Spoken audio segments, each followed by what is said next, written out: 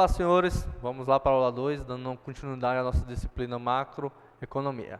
Tá? Nessa aula a gente vai ver um pouquinho sobre a evolução da macroeconomia, tá? Falar sobre um pouquinho da conjuntura econômica, da análise de conjuntura, tá certo? Vamos lá. Senhores, a evolução da histórica macroeconômica, tá? A crise, como eu falei na aula passada, a crise de 1930 foi o auge, tá? No qual foi a Grande Depressão, no qual coloca em xeque o quê? Os axiomas da teoria clássica. O que são esses axiomas da teoria clássica? Ou seja, coloque o que foi estudado na teoria clássica. Será que o Frederick Taylor, o Adam Smith, colocou em prática aquilo ali, será que está dando certo realmente? Será que isso vai continuar até o século XXI? Será que não precisa mudar essa introdução, colocar novos meios para poder que a economia cresça mais um pouco? Tá? Outros aspectos, né? O que poderia fazer naquele tempo? E não houve discussão.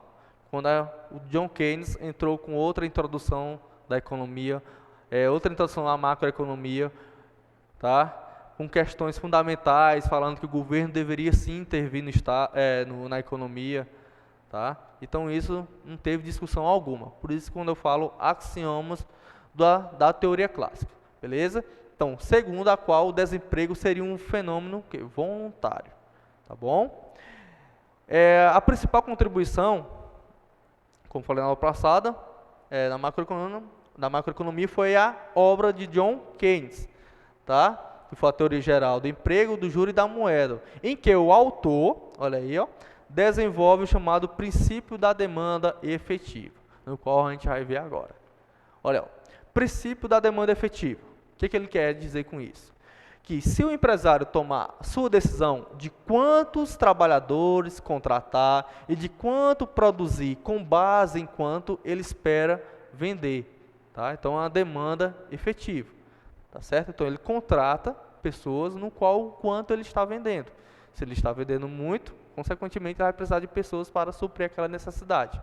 Se está vendendo pouco, então a necessidade daquilo ali era o quê? Reduzir um pouquinho a escala dos colaboradores. Então, é uma demanda efetiva, tá? É uma demanda igualitária. Ok? Então, o volume de emprego é uma atribuição dos empresários, tá?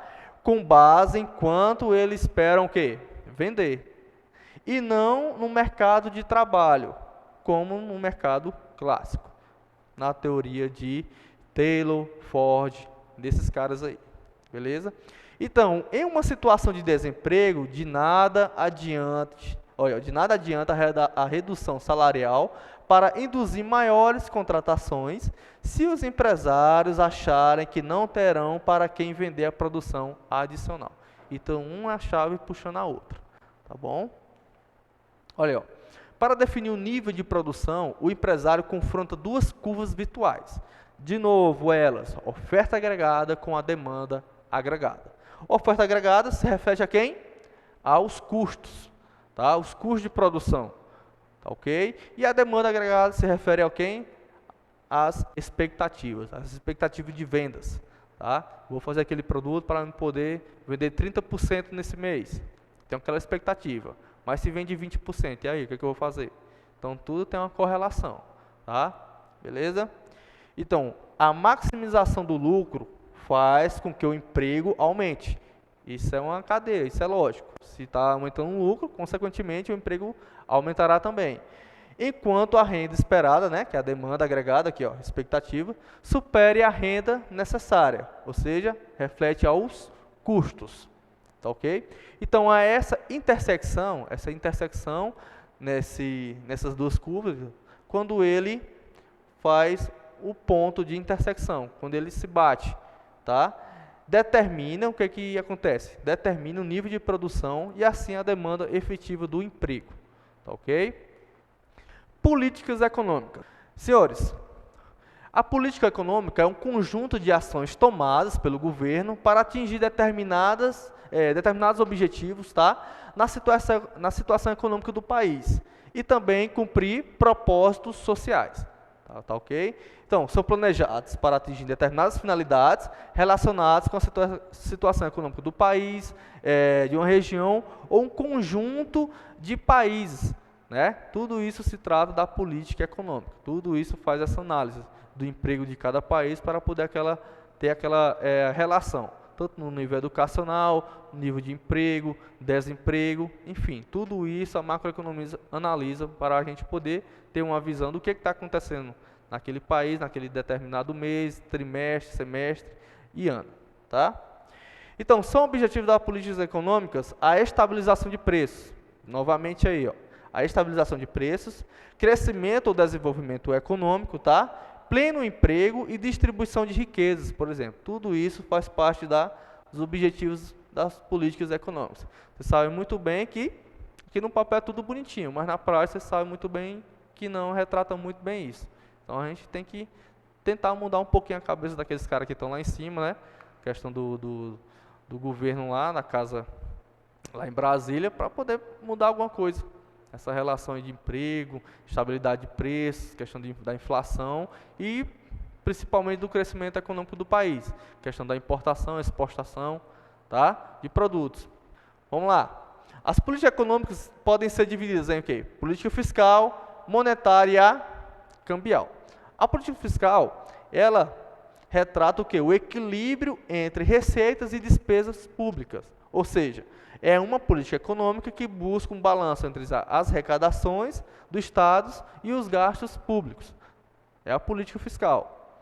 Política monetária, moeda, títulos, é o controle da quantidade de moedas disponível na economia. Olha aí, ó, a política monetária está fortemente vinculada ao quê? À inflação. Se tem mais moedas circulando, logicamente os preços aumentam mais e pode ocasionar mais ainda a inflação, a alta inflação. Olha, mais moeda disponível gera mais inflação. É um puxando o outro, tá? Não pensa que é coisa boa, porque a maioria das vezes não é. Políticas cambial. A política cambial refere-se à atuação do governo buscando o quê? Evitar variações muito bruscas na taxa de câmbio, tá? Aquelas elevações muito altas e muito baixas. Então, a política cambial está aí para poder evitar essas grandes flutuações, tá? Essas grandes variações. Que no Brasil é flutuante, você sabe muito bem disso. Então, um exemplo é o Bacen, né? Comprando e vendendo dólares na busca de controlar a volatilidade da moeda no mercado. Olha, ó, análise da conjuntura. Galera, a todo momento, sabendo ou não, fazemos análise, lógico, de conjuntura em relação às mais variadas situações de nosso dia a dia. Então, em função dos quais tomamos nossas decisões. Como, por exemplo, para sair de casa, o tempo, o trânsito, o ambiente, a gente calcula, a gente raciocina, né? A gente tem aquela análise, aquela decisão. Para a escolha de uma carreira ou profissão, mercado de trabalho, satisfação pessoal, aptidões, tudo a gente decide, toma aquela decisão, né? A gente pensa, senta com a família, conversa. Para aceitar ou sair de um emprego, também tem aquele pensamento, né? Tem aquela decisão. Para casar, para disputar uma eleição, tudo isso tem uma análise de conjuntura, tá? Então, tomamos nossas decisões baseadas em uma avaliação da situação vista sob a ótica do nosso interesse ou necessidade. Isso é uma análise de conjuntura, tá certo? Então, nessas decisões levamos em conta o quê? As informações que temos, buscamos nos informar o que está acontecendo, se é bom, se está ruim aquela situação. Avaliamos as possibilidades, vai que dá errado, vai que dá certo. Fazemos hipóteses do desenvolvimento dos fatos, das reações possíveis das pessoas ou dos grupos, medimos as forças, tá? O perigo de nossos eventuais inimigos. Tudo isso são decisões, são pensamentos tomados com antecedência. Tudo isso se torna uma análise de conjuntura, tá ok? Então, a partir desse conjunto de informações e avaliações, tomamos as nossas decisões. Tá? Basicamente, o que é conjuntura? Conjuntura é a combinação ou concorrência de acontecimentos ou circunstâncias num dado momento. Tá ok? Então, conjunção de elementos de que depende, num dado momento, a situação política, econômica, social e etc. De um país ou de um grupo de países ou de uma região. Então, essa configuração dada é definida num tempo curto. Tá? Um tempo de análise bem curto, que a gente tem que tomar essas grandes decisões e fazer essas avaliações. Essa análise de conjuntura é uma mistura de conhecimento, descoberto. É uma leitura especial da realidade e que se faz sempre em função de alguma necessidade ou do nosso interesse, tá ok?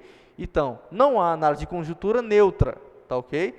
Desinteressada. Então, ela pode ser objetiva, mas estará sempre relacionada a uma determinada visão de sentido ou do rumo dos acontecimentos, tá ok? Então, mais uma vez, para ficar mais sintetizado para os senhores entenderem, a análise de conjuntura é uma tarefa complexa, olha, uma tarefa complexa, difícil e que exige não somente conhecimento detalhado, tá? De todos os elementos julgados importantes e disponíveis de uma situação determinada, como exige o quê?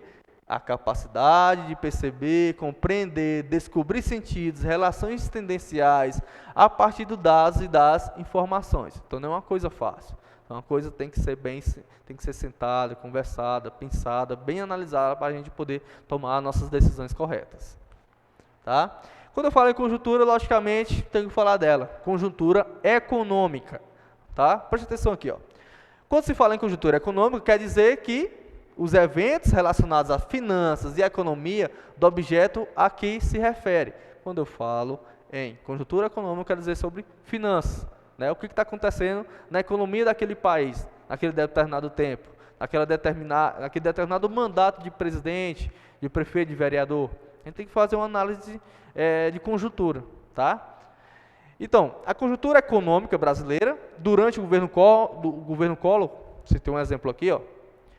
Por exemplo, era de confisco das poupanças, tá? E ativos financeiros dos pequenos e médios investidores, congelamento de preços, tá ok? E, consequentemente, a retração da economia, olha aí, ó, que gerou o aumento da inflação e congelamento dos salários. Isso foi uma conjuntura do governo Collor. Foi uma analisação, o que aconteceu no governo Collor. Olha aí, ó. Isso foi o que gerou o quê? A insatisfação tanto do lado do empresariado como dos trabalhadores. Influenciou diretamente a conjuntura política e culminou com os escândalos de corrupção e o processo de quê? De impeachment. Tudo isso foi uma análise de conjuntura. Quando eu falo em análise de conjuntura, eu falo também da conjuntura econômica. Tá ok? Um relacionado com o outro.